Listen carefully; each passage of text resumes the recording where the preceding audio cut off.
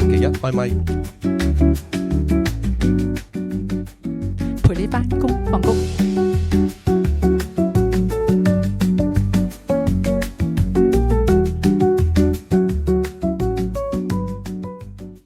星期一開咪，陪你返工放工，早安 Dion。咁樣咧，我諗大家咧喺坊間咧都睇咗好多唔同精力管理或者係時間管理嘅書噶啦。咁佢就話咧，人生咧就好比一個馬拉松。咁大家唔知有冇跑步嘅習慣嘅咧？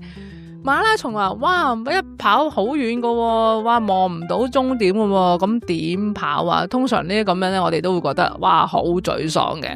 咁我睇咗《精力管理》呢本書嘅時候咧，佢就比喻為咧，其實我哋每一日咧就當自己跑2至3個嘅100米。喂，100米就簡單好多喎，我哋望就望到目標啦，又可以衝過去啦。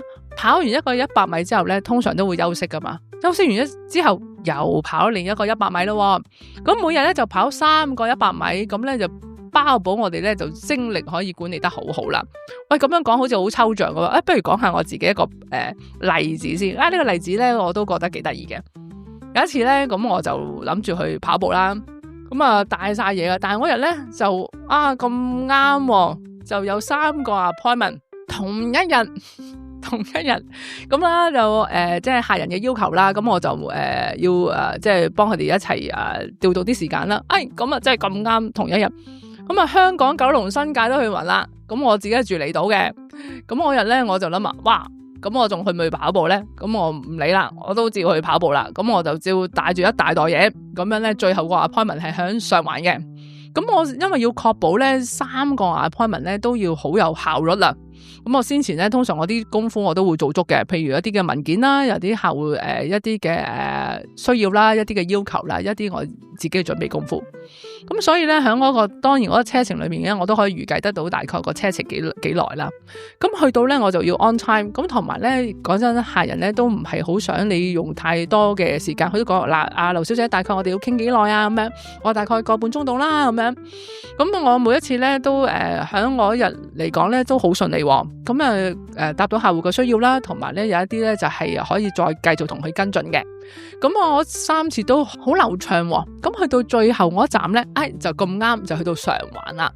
咁去到上環嘅時候咧，咁樣同我位年輕嘅客戶傾啦。咁傾完之後咧，佢就問我：點解你咁大袋嘢嘅？咁樣我話嗱，我同你傾完之後咧，我就呢個中山紀念公園嗰度跑步。你仲去跑步咁樣？我話係啊，咁樣跑完之後咪搭船翻去咯。咁樣佢話咁犀利嘅，咁你仲可以有精力跑步嘅咁樣？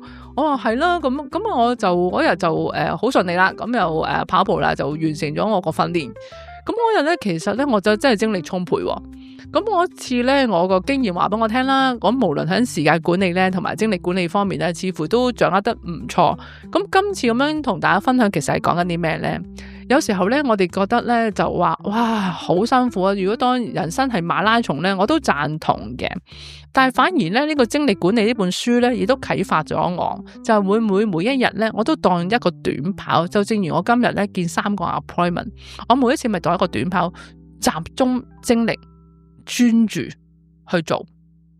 咁咧就未去到玩劈進有一個心流嘅狀態，但係咧我集中精力專注去做，就係響確保咧每一個嘅會面裏面咧都能夠有果效同埋係準時嘅。你聯想下啦，如果我3個 appointment， 我每一個 appointment 都遲半個鐘。咁遲半個鐘，所以3個夾埋遲個半鐘咧。咁我夜晚咧，因為我嗰人咧，我就定咗自己7點前咧一定要完成所有嘢，我先可以跑步。如果唔係咧，我就太晏啦，一來太夜做運動又唔係咁理想啦。咁我又未食飯咁樣，咁又冇食嘢，咁更加唔理想啦。咁樣做運動對身體都唔好，係咪？我為咗身體好先去做運動咁嘛，冇理由本末倒置噶，係咪？咁所以變咗咧，我如果3個嘅appointment 裏面咧，嗰個時間管理都唔錯咧。咁我夜晚咪可以做翻我自己想做嘅嘢咯。咁嗰次咧，除咗係嗰個時間啦、精力咧，咁我兩樣都平衡到嘅，就係每一個 appointment 咧都唔俾佢超時，咁但係咧亦都做到果效。咁呢個時間掌控咧就覺得自己有個主導權啦。另外咧精力方面咧，就因為我成日都諗住，喂，7點前我完成晒，應承咗自己個，7點前已經完成晒所有嘢，我就去跑步個，咁而家咪完成咯，我6點半完成啊嘛，咁我咪可以去跑步咯。承諾咗自己嘅嘢咧，自己去做咧，咁你都會有一個滿足感嘅，就唔會話即係表裏不一致，哇，早咗完成都唔去跑，咁又揾藉口去躲懶，咁又唔好啦咁樣。所以咧嗰次咧話俾我聽咧，就係原來我哋應承咗自己嘅嘢，做一個時間管理做得好，同埋咧就要下定一個決心，咁反而咧咁樣嘅正面嘅循環啦，就唔係一個惡性循環啦，又有精神，哇，做完運動之後夜晚，哇，咁啊9點前又可以翻到屋企，咁啊舒舒服服咁咧，又唔使12點前又瞓覺，咁呢個一個好好嘅健康嘅模式啦。咁變咗第二日咧，我又有精力充沛，咁又衝翻3個100米啦，咁我可以專注咁樣做，咁所以無論喺嗰個工作上嘅果效啦，同埋喺呢個身體健康上咧，都可以攞到個平衡嘅。所以希望咧，大家咧今日同大家分享嘅時候咧，無論喺精力管理同埋時間管理裏面咧，我哋都不妨參考下。人生係馬拉松，但係每一日我哋可以跑3個唔同嘅短跑，精力充沛，專注去做，咁我哋就可以發揮我哋嘅所長噶啦。咁樣，所以今日咧就想同大家講住咁多先，下次再同你分享啦，拜拜。